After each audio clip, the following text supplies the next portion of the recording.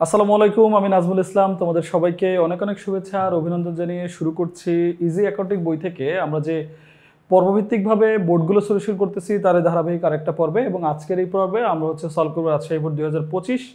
এবং আমি বিশ্বাস করি তোমরা সবাই মনোযোগ সহকারে আমার সাথে সেই বোর্ডটা প্রবলেমগুলো সলভ করবে। এবং আমি বিশ্বাস করি যে প্রত্যেকবারের মতো আমরা ধীরে ধীরে যে প্রত্যেকটা জিনিস একদম বুঝে বুঝে অঙ্ক করতেছিলাম সেভাবেই করবো। আমার বিশ্বাস এটা করার পরে শুধু এই বোর্ড না, অন্যান্য যে কোনো বোর্ড করতেই তোমাদের অনেক বেশি ইজি হবে। সো চলো আমরা শুরু করে দিই, ঠিক আছে?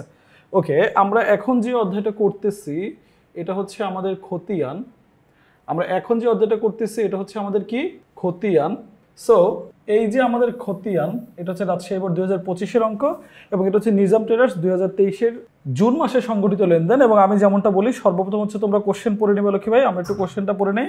ক, খ এবং গ। দেখো, জুন মাসের 30 তারিখে লেনদেনের ভিত্তিতে একটি ক্রয় জাবেদা তৈরি করতে বলছে, তার মানে এটা একটা বিশেষ জাবেদা। দেন চলমান জেড ছকে আমাদের নিজাম ট্রেডার্সের নগদান হিসাব এবং উত্তোলন হিসাব তৈরি করতে বলছে। আর ছক অনুযায়ী আমাদের নিজাম ট্রেডার্সের ব্যাংক হিসাব ও ক্রয় হিসাব তৈরি করতে বলছে। তার মানে টোটাল আমাদের এই একটা অঙ্কে জাবেদার অঙ্ক আছে, এবং আমরা গিয়ে খতিয়ানের আমরা চলমান জেড ছক এবং টি ছক দুইটাই প্র্যাকটিস করব। দেখো, অঙ্কটা খুবই ভালো, তোমরা সবাই আমার সাথে মনোযোগ দিবে আমি বিশ্বাস করি, এবং এই অঙ্কটা করতে গিয়ে ইনশাল্লাহ তোমরা অনেক কিছু শিখতে পারবা। তো সবাই কনসেন্ট্রেশন দাও। আমরা ক নাম্বার দিয়ে শুরু করি। প্রথমে আমাদের বলছে একটি ক্রয় জাবেদা তৈরি করতে। সো আমরা এটা ভালো করে জানি যে ক্রয় জাবেদা তৈরি করতে গেলে আমরা কি করি। ক্রয় জাবেদা তৈরি করতে গেলে অবশ্যই আমাদের একটি ধারে পণ্য ক্রয়ের লেনদেন লাগবে। ধারে পণ্য ক্রয়ের লেনদেন ছাড়া আমরা ক্রয় জাবেদা তৈরি করতে পারি না। ক্রয় জাবেদা বা বিক্রয় জাবেদা আমরা তৈরি করি ধারে পণ্যদ্রব্য ক্রয় বা বিক্রয়ের মাধ্যমে, ঠিক আছে? সবাই এটা মনে থাকবে। ওকে, তাহলে চলো আমরা একটু দেখি এখানে ধারে পণ্য ক্রয় কোনটা আছে। প্রথমে বলছে ইশরাক, কি বলছে? ইশরাকের এন্টারপ্রাইজের নিকট নগদে পণ্য বিক্রয়, তার মানে 55,000 টাকা দাম। ওকে, ব্যাংকে জমাদান, এটা বিক্রয়, তো আসবে না। ব্যাংকে জমাদান, ব্যাংক থেকে ঋণ গ্রহণ, নগদ উত্তোলন, ব্যক্তিগত প্রয়োজনে পণ্য উত্তোলন, পণ্য ক্রয় করে চেক প্রদান, সুফিয়ার নিকট থেকে পণ্য ক্রয় 20,000 টাকা। কারবারি বারটা 5%, এবং এটা সুফিয়ার নিকট। দেখো লক্ষ্মী ভাই, যখন কোনো ব্যক্তি বা প্রতিষ্ঠানের নাম উল্লেখ করে পণ্যদ্রব্য ক্রয় বিক্রয় বলা থাকে, যখন কোনো ব্যক্তি বা প্রতিষ্ঠানের নাম উল্লেখ করে পণ্যদ্রব্য ক্রয় বা বিক্রয় বলা থাকে, সেটা অবশ্যই ধারে ক্রয় বিক্রয়। বাট ওই ব্যক্তি বা প্রতিষ্ঠানের নামের পাশে যদি আবার এটা হয়ে যায় নগদে ক্রয় বা নগদে বিক্রয়, এই টাইপের লেনদেন, তখন কিন্তু সেটা কি হবে না, সেটা কিন্তু অবশ্যই তখন আর ধারে থাকবে না। বাট শুধু যদি ব্যক্তির নাম বা প্রতিষ্ঠানের নাম উল্লেখ করে পণ্যদ্রব্য ক্রয় বিক্রয় থাকে, সেটা অবশ্যই ধারে ক্রয়। তাহলে এটা আমাদের একটা ধারে ক্রয়। আমরা সুফিয়ার নিকট থেকে পণ্য ক্রয় করছি, আমরা পাইছি। দেন এখানে বলা আছে কারবারি বারটা 5%। আচ্ছা, কারবারি বারটা 5% মানে কি? কারবারি বারটা এটা একটু তোমাদের জন্য আবার একটু বলি। বারটা দুই প্রকার, একটা কারবারি বারটা, একটা নগদ বারটা। কারবারি বারটা কোনটা? কারবার বা ব্যবসায় করার সময় বা কেনা বেচা করার সময় পণ্যের ক্রয় মূল্য বা বিক্রয় মূল্য থেকে যে টাকাটা ডিরেক্ট ছাড় দেওয়া হয় সেটাকে বলা হয় কারবারি বারটা। এবং অ্যাকাউন্টিংয়ে কারবারি বারটাটা এভাবে উপস্থিত থাকে, কিন্তু তার কোনো মানে কি বলা যায়, লিপিবদ্ধকরণ নাই। আমরা কোথাও এটাকে লিপিবদ্ধ করি না, সবসময় অবহেলার সহিত বাদ হয়ে যায়। তার মানে পণ্যদ্রব্য ক্রয় বিক্রয় করার সময় আমরা পণ্যের ক্রয় মূল্য বা বিক্রয় মূল্য থেকে যে টাকাটা ডিরেক্ট ছাড় দিয়ে দিই সেটাকে বলে কারবারি বারটা। আর পণ্যদ্রব্য যখন আমরা কিনে নিয়ে আসি, যখন আমরা টাকা আদান প্রদান করি, এই টাকা আদান প্রদান করার সময় আমরা যে টাকাটা ছাড় দেই বা ছাড় পাই, যেটাকে আমরা বলি নগদ বারটা। তার মানে দেনাদার বা পাওনাদারের কাছ থেকে টাকা আদায় বা পরিশোধ করার সময় আমরা যে টাকাটা ছাড় দেই সেটা নগদ বারটা। আর পণ্যদ্রব্য কেনা বেচার সময় ওই গায়ের মূল্য থেকে যে ক্রয় বা বিক্রয়ের সময় ছাড় দেই বা পাই সেটা কারবারি বারটা, ঠিক আছে? এইটুকু তোমাদের বাড়তি ইনফরমেশন তোমাদের সুবিধার জন্য দিয়ে রাখলাম। সো চলো আমরা দেখি ক নম্বরে বলছে আমাদের একটি ক্রয় জাবেদা তৈরি করতে। সো আমরা একটা ক্রয় জাবেদা তৈরি করতেছি। দেখো এখানে আমরা কি লিখছি, নিচে নিজাম ট্রেডার্সের 30 তারিখে লেনদেনের ভিত্তিতে ক্রয় জাবেদা তৈরি করা হলো, ঠিক আছে? এখানে তুমি একটু হেডলাইন দিতে পারো, সেটা ক্রয় জাবেদা। এই হেডলাইনটা তুমি দিতে পারো ক্রয় জাবেদা, ঠিক আছে? এই হেডলাইনটা তুমি দিতে পারো ক্রয় জাবেদা। দেন এরপরে কি আছে দেখো, তো ক্রয় জাবেদা করতে গেলে প্রথমে আমরা ছক করি। প্রথমে এখানে আছে তারিখ, দেন এখানে আছে ক্রেডিট হিসাব খাত, এটা কেন হয় সেটা বুঝাবো। দেন এখানে তুমি দিতে পারো এই যে শর্ত আছে, গুড, তার মানে চালান, সূত্র, তিনটাই আছে। সো এটা আর দেওয়ার দরকার নাই। যদি শর্ত না থাকে তখন তোমরা এখানে শর্তের একটা ছক দিয়ে দিতে পারো।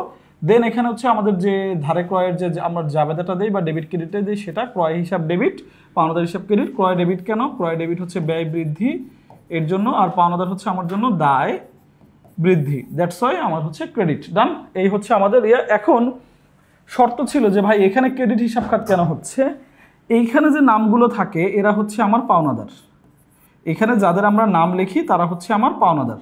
তাহলে এখানে যাদের নাম লিখি তারা যেহেতু আমার পাওনাদার, তাহলে এখানে আমার পাওনাদার কি ক্রেডিট না? তাহলে এই যে হিসাব খাতগুলো এটা কি ক্রেডিট হিসাব খাত না? এর জন্য এখানে সবসময় ক্রেডিট হিসাব খাত হয়, আর বিক্রয় জাবেদা হলে ডেবিট হিসাব খাত। আরেকটা গোপন তথ্য তোমাদের বলে দিই, মনোযোগ দিয়ে সবাই শোনো লক্ষ্মী ভাই, সেটা হচ্ছে ক্রয় ডেবিট, ক্রয় জাবেদা আসলে ডেবিট, তার মানে এখানে যে নামগুলো লিখবো সেটা হবে ক্রেডিট হিসাব খাত। আবার বিক্রয় জাবেদা হচ্ছে ক্রেডিট, তো এখানে যে নামটা লিখবো সেটা হচ্ছে ডেবিট হিসাব খাত। এই হচ্ছে আমাদের এটা লেখার নিয়ম। তো দেখি আমরা সুফিয়ার কাছ থেকে কি করছি। আমরা সুফিয়ার কাছ থেকে দেখো, আমরা সুফিয়ার কাছ থেকে কি করছি, 20,000 টাকার পণ্য ক্রয় করছি।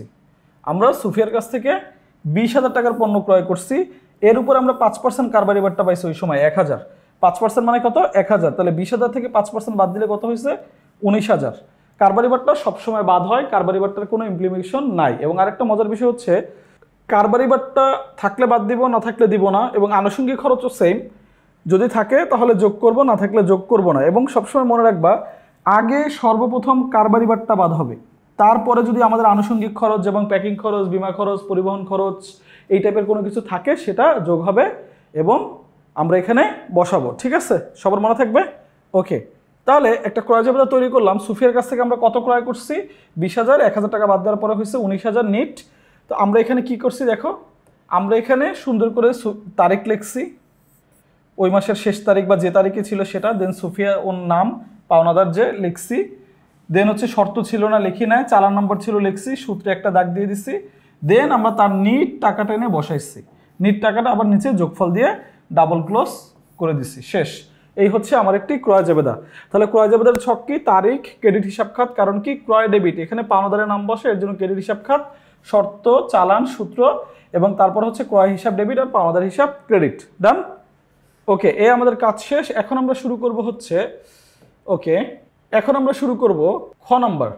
ওকে, তাহলে আমরা দেখি, চলো আমাদের খ নাম্বারে কি আছে। আচ্ছা, তাহলে খ নাম্বার কোশ্চেনে আমাদের কি আছে আমরা একটু দেখি। খ নাম্বার কোশ্চেনে আছে চলমান জের ছক অনুযায়ী নিজাম ট্রেডার্সের নগদান হিসাব এবং উত্তোলন হিসাব তৈরি করতে। তাহলে চলমান জের ছক অনুসারে আমরা নিজামের কি করব? নগদান হিসাব এবং উত্তোলন হিসাব। এখন আমি তোমাদের আসি, যখন তোমাদের এভাবে নগদান হিসাব আর উত্তোলন হিসাবের কথা বলে, এই হিসাবগুলো আসলে এক একটা খতিয়ান, এই হিসাবগুলো হচ্ছে এক একটা খতিয়ান। আর খতিয়ান আসলে কি? খতিয়ান হচ্ছে হিসাবের হিসাবের পাকা বই, খতিয়ান হচ্ছে হিসাবের পাকা বই, খতিয়ান হচ্ছে হিসাবের পাকা বই। নগদান হিসাব এবং উত্তোলন হিসাব, নগদান হিসাব এবং উত্তোলন হিসাব, অর্থাৎ খতিয়ান হচ্ছে হিসাবের পাকা বই, খতিয়ান হচ্ছে হিসাবের পাকা বই, খতিয়ান হচ্ছে হিসাবের পাকা বই। ওকে, পাকা বই কি?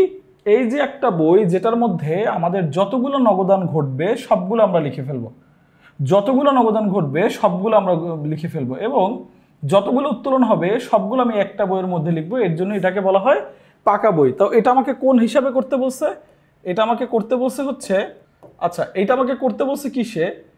এইটা আমাকে করতে বলছে হচ্ছে ওরা চলমান জের ছকে। তাহলে চলো আমরা একটু দেখে আসি যে আমাদের এখানে আসলে কোন কোন লেনদেনগুলোর মধ্যে নগদ এবং উত্তোলন আছে। ঠিক আছে, কোন কোন লেনদেনগুলোর মধ্যে নগদ এবং উত্তোলন আছে। আচ্ছা, তাহলে দেখি আমরা। প্রথমে বলছে ইশরাক এন্টারপ্রাইজের নিকট নগদে বিক্রয়, তার মানে হচ্ছে এইটার মধ্যে একটা নগদ আছে, কারণ কি এটা হচ্ছে নগদান আর হচ্ছে বিক্রয়, নগদান আর হচ্ছে বিক্রয়, দুইটা হিসাব পেয়ে গেছি। ব্যাংকে জমাদান, এটাও তো একটা নগদান আছে, এটা হচ্ছে ব্যাংক আর হচ্ছে নগদান। ডান। এবার ব্যাংক থেকে ঋণ গ্রহণ, এটাও একটা জিনিস, সেটা হচ্ছে নগদ আছে, তার মানে নগদ আর হচ্ছে ঋণ বা ব্যাংক ঋণ, যাই বলো, জাবেদা করলে এটাই হয়। নগদ উত্তোলন, এইটাও একটা জাবেদা, উত্তোলন হিসাব ডেবিট, নগদান হিসাব ক্রেডিট। ব্যক্তিগত প্রয়োজনে পণ্য উত্তোলন, এটাও একটা উত্তোলন, মালিক যা যা নিবে সবই উত্তোলন, তার মানে দুইটা উত্তোলন পাইছি। নগদ পাইছি কয়টা? নগদ পাইছি প্রায় 4টা। ঠিক আছে, যদিও এই যে ব্যাংক ঋণ যেটা আছে, ব্যাংক থেকে ঋণ গ্রহণ, এটা তুমি নগদেও বলতে পারো, বাট এখনের যে টার্ম এটাকে আসলে ওরা ব্যাংক হিসাবেই বলে। কারণ কি, ঋণের টাকাটা তো ডিরেক্ট তোমার হাতে দেয় না, ওরা তোমার অ্যাকাউন্টে দিয়ে দেয়, দেন তুমি ওখান থেকে উঠে খরচ করো। তাহলে আমরা একটা কাজ করতে পারি, আমরা এখান থেকে ব্যাংক ঋণটাকে না ধরতে পারি, আমরা হচ্ছে 1, 5 এবং 15 দিয়ে আমরা নগদান করব, আর উত্তোলন হচ্ছে গিয়ে 15 এবং 20 নাম্বার দিয়ে। ঠিক আছে, আমি যদিও তোমাদের এটা জাবেদাগুলো বুঝাই দিব, তারপরে চলো আমরা একটু দেখি তাহলে ছকগুলা কি। ওকে, এইটা হচ্ছে আমাদের চলমান জের ছক। দেখো নিজাম ট্রেডার্সের সাধারণ খতিয়ান চলমান জের ছক। তো চলমান জের ছকে আমরা কি কি করতেছি? আমরা করতেছি হচ্ছে নগদান হিসাব আর হচ্ছে উত্তোলন হিসাব। নগদান হিসাব আর কি উত্তোলন হিসাব। তাহলে দেখো নগদান হিসাব আর উত্তোলন হিসাব যখন আমরা করতেছি, তাহলে এটা হচ্ছে আমাদের ছক, চলমান জের ছক বা আধুনিক ছক বা সমীকরণ পদ্ধতিতে যেটাই বলো এটাই হচ্ছে চলমান।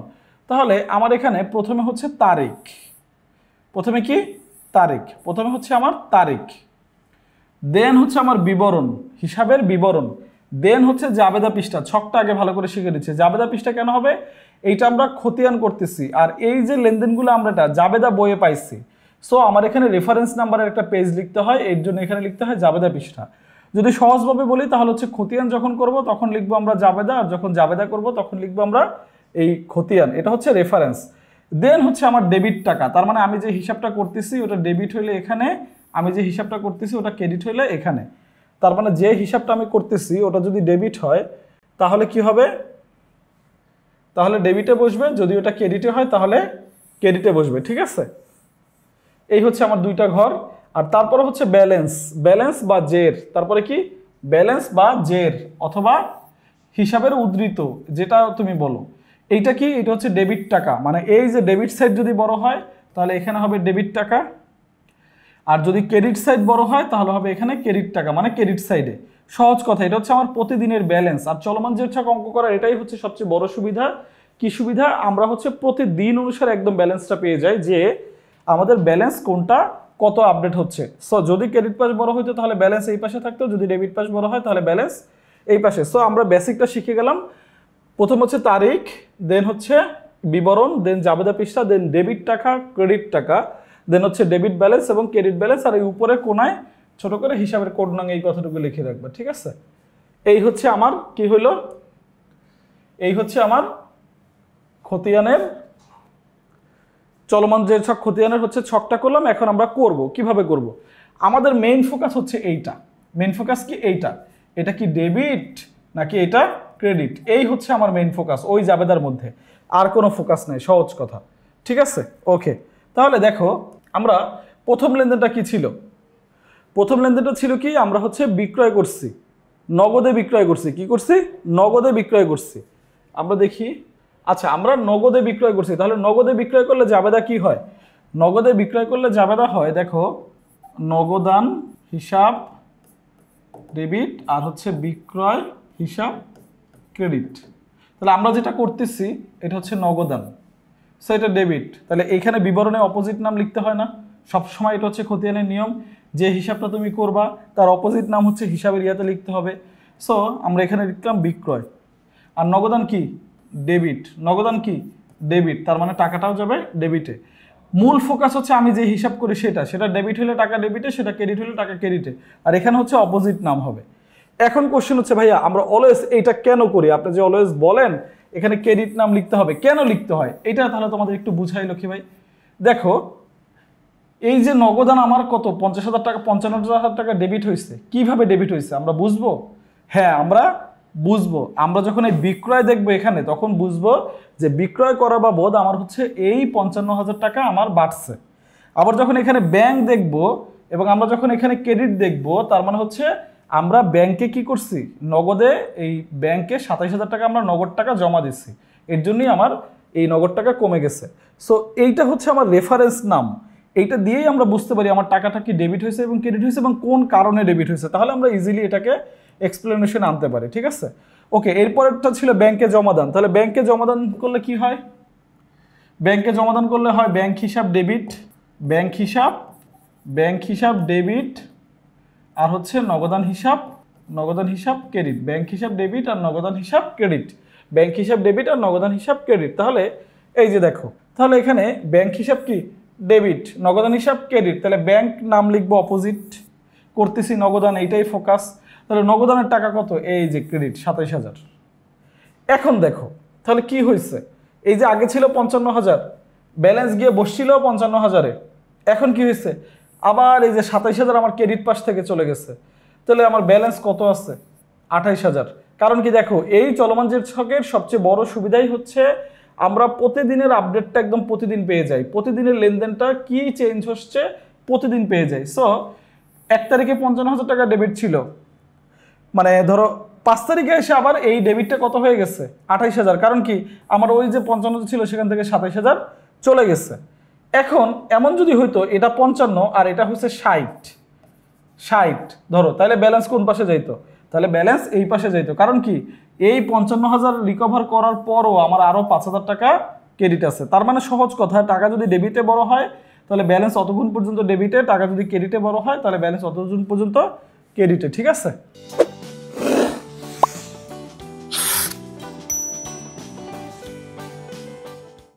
এই গেল আমার কাজ। এরপর হচ্ছে আমরা উত্তোলন করছি কত টাকা? 3,500 টাকা। মালিক যখন কোনো কিছু নেয় তখন সেটাকে বলে উত্তোলন। মালিক যখন কোনো কিছু নেয় সেটাকে বলি আমরা উত্তোলন। তাহলে মালিক নিছে, তার মানে উত্তোলন হিসাব ডেবিট। আর মালিক কি নিছে? নগদ টাকা নিছে, তার মানে নগদান হিসাব ক্রেডিট। নগদান হিসাব কি? ক্রেডিট। তাহলে এই যে নগদান ক্রেডিট, এই যে নগদান ক্রেডিট, দেখো টাকা এখানে গেল। আর এই নগদান যেহেতু ক্রেডিট, অপোজিট নাম কি? উত্তোলন লেখাইলাম, কারণ উত্তোলন বাবদ নগদ টাকা কমছে। এখন আবার ব্যালেন্সে একটা চেঞ্জ আসবে না? অবশ্যই আসবে। আগে ছিল 28,000, এখন আবার 3,500 চলে গেছে, তাহলে কত হয়েছে? 24,500। আর যদি এই 3,500 এখানে আসতো তখন কি হইতো? আগে ছিল 28,000, আবার 3,500 ডেবিটে আসছে, তাহলে এখানে হইতো কত? 31,500। সো এই হচ্ছে গিয়ে তোমার নগদান। সো আমরা একদম এই যে মেয়াদ শেষে কি দেখতে পারলাম? মেয়াদ শেষে আমরা দেখতে পারলাম 24,500 টাকা হচ্ছে গিয়ে আমাদের চলমান জেড ছকের নগদান হিসাব। ডান। এরপর আমরা করব হচ্ছে উত্তোলন হিসাব। তাহলে উত্তোলন দুইটা লেনদেনের ছিল, একটা হচ্ছে নগদ উত্তোলন আর একটা ছিল পণ্য উত্তোলন করছে মালিক। তাহলে উত্তোলন করলে সেম ভাবে আমরা ছকটা, যেহেতু আমাদের চলমান জেড ছক, তারিখ, বিবরণ, এই যে জাবেদা পৃষ্ঠা, ডেবিট টাকা, ক্রেডিট টাকা, এইখানে হচ্ছে জের হিসাবের কোড নং বা উদ্ধৃতি, এগুলো লিখবো ডেবিট এবং ক্রেডিট। ছক আমরা আগেই শিখছি, তো ছকটা আমরা করে ফেললাম। এখন আমরা দেখি কোথায় কোথায় আমাদের কি আছে, কোথায় কোথায় হচ্ছে আমাদের উত্তোলন আছে। তাহলে 15 তারিখের যে আমরা নগদ উত্তোলন করছিলাম, এই যে এখানে দেখো, এখানেও নগদ আছে। তাহলে নগদ উত্তোলন, তাহলে এখানে কি ছিল? উত্তোলন হিসাব ডেবিট, আর নগদান হিসাব ক্রেডিট। উত্তোলন হিসাব ডেবিট আর নগদান হিসাব ক্রেডিট। নগদ টাকা নিছিল, তাহলে এটা করতেছি কি? উত্তোলন। এটা ডেবিট, টাকা ডেবিটে। দেখছো, বলছি না যেটা করি এটাই হচ্ছে ফোকাস। অপোজিট নাম কি? নগদান। এখানে অপোজিট নাম কি হয়েছিল? উত্তোলন। সো সিম্পল, তুমি যে হিসাবটা করতেছো সেটাই হচ্ছে তোমার ফোকাস। টাকা বসবে ওইটা ডেবিট হলে ডেবিট, ক্রেডিট হলে ক্রেডিট, আর নামটা বসবে উল্টা। আমাদের ব্যালেন্সও গিয়ে ডেবিটে 3500 টাকা বসে গেছে। দেন আমরা পণ্যদ্রব্য উত্তোলন করছি। কত টাকার পণ্যদ্রব্য উত্তোলন করছি? 6,500 টাকার। তাহলে পণ্যদ্রব্য উত্তোলন করলে যাবেদা কি? উত্তোলন ডেবিট পাইছি। আর পণ্য মানে কি? ক্রয় হিসাব ক্রেডিট। উত্তোলন হিসাব ডেবিট আর ক্রয় হিসাব ক্রয়। ক্রয় কেন? পণ্যের নামে কোনো হিসাব হয় না, এর জন্য ওটা ক্রয় হিসাব। তাহলে এখানে ক্রয় হচ্ছে ক্রেডিট, দেখো ক্রয়ের নাম লিখছি। আর উত্তোলন কি? ডেবিট না? উত্তোলন ডেবিট, তাহলে ডেবিটে লিখছি 6,500। এখন আমার ব্যালেন্স কত? আগে ছিল 3,500 আর এখন হচ্ছে 6,500, মিলাই হয়েছে কত? 10,500। তার মানে আমার 10,000 হচ্ছে আমার ব্যালেন্স। এখন এটা কেন হয় সবসময় মনে রাখো, এইটা হচ্ছে আমার মূল ফোকাস। এখানে আমি আমার রেফারেন্স নাম লিখছি, এই যে নগদান মানে কি? নগদ আমি উত্তোলন করছিলাম কত? 3,500, দ্যাটস ওয়াই এই উত্তোলনকে ডেবিট করা হয়েছে। আর পণ্য আমি উত্তোলন করছি 6,500, দ্যাটস ওয়াই উত্তোলনকে 6,500 ডেবিট হয়েছে। সো আমি এই দুইটা কারণ দেখে এটা বুঝতে পারলাম যে এটার কারণ হচ্ছে এইটা। ডান। ওকে। সো আমরা একটা চলমান জেড চেক করে ফেললাম, নগদান হিসাব আর হচ্ছে উত্তোলন হিসাব। সবসময় খতিয়ে নিয়ে একটা কথা মনে রাখবা, যেটা তুমি করতেছো এটা হচ্ছে তোমার ফোকাস। ডেবিট হলে ডেবিট পাশে, ক্রেডিট হলে ক্রেডিট, আর এখানে হচ্ছে অপোজিট নাম বসবে। সিম্পল। ওকে। আচ্ছা, এবার আমরা দেখি 3 নম্বর আমাদের কি বলছে। 3 নম্বর আমাদের টি ছক করতে বলছে। কোনটা? ব্যাংক হিসাব এবং ক্রয় হিসাব। ব্যাংক হিসাব এবং ক্রয় হিসাব, এই তিনটা আমাদের কি করতে বলছে?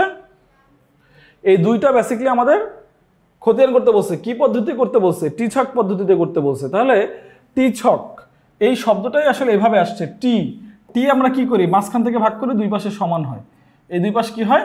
সমান হয়। এই হচ্ছে আমাদের টি ছক।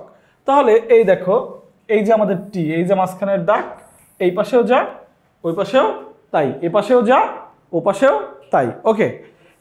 এবার দেখো, তাহলে এইটা হচ্ছে ডেবিট সাইড, এই যে কোনায় ডেবিট লেখা আছে। এবং আরেকটা কথা মনে রাখবা, চলমান জেড ছকে কিন্তু এই দুই পাশে ডেবিট ক্রেডিট লেখা লাগে না। এটা লিখতে হবে কোথায়? এটা লিখতে হবে হচ্ছে তোমার টি ছকে। লিখতে হবে কোথায়? টি ছকে। তাহলে এই পাশ হচ্ছে তোমার ডেবিট আর এই পাশ হচ্ছে তোমার ক্রেডিট, এই পাশে হচ্ছে ক্রেডিট, ওই পাশে হচ্ছে ডেবিট, এই পাশে হচ্ছে ক্রেডিট, এই পাশে হচ্ছে ডেবিট। ওকে, ডান। এবার আসি, আমরা ব্যাংক হিসাব করতেছি, তাহলে ছকটা কিভাবে হয় দেখো। প্রথম হচ্ছে তারিখ, দেন হচ্ছে যে বিবরণ, দেন হচ্ছে জাবেদা পৃষ্ঠা, টাকা।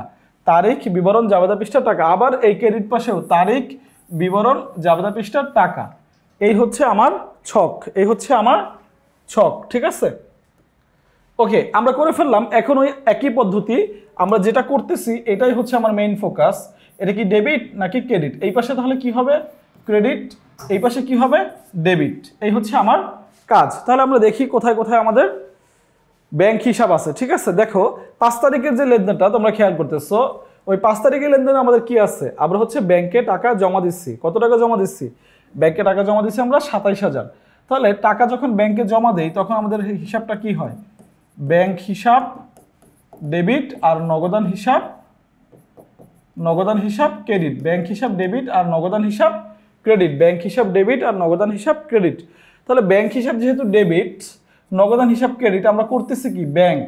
করতেছি কি? ব্যাংক। তাহলে ব্যাংক ডেবিট যাবে ডেবিট পাশে, তাহলে অপোজিট নাম কি?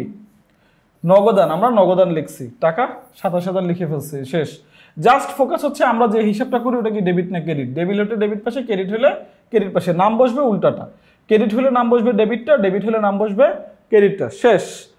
এরপরে আবার দেখো আমাদের 10 তারিখে একটা লেনদেন আছে। ব্যাংক থেকে যখন আমরা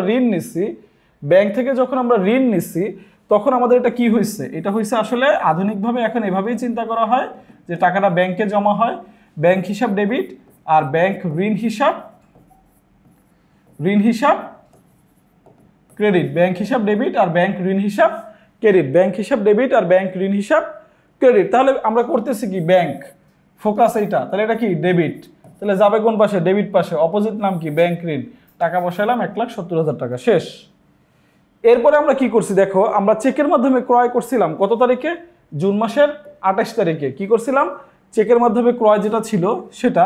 তাহলে চেকের মাধ্যমে ক্রয়, তাহলে এটা যাবে কি হবে? ক্রয় হিসাব ডেবিট আর হচ্ছে আপনার ব্যাংক হিসাব ক্রেডিট।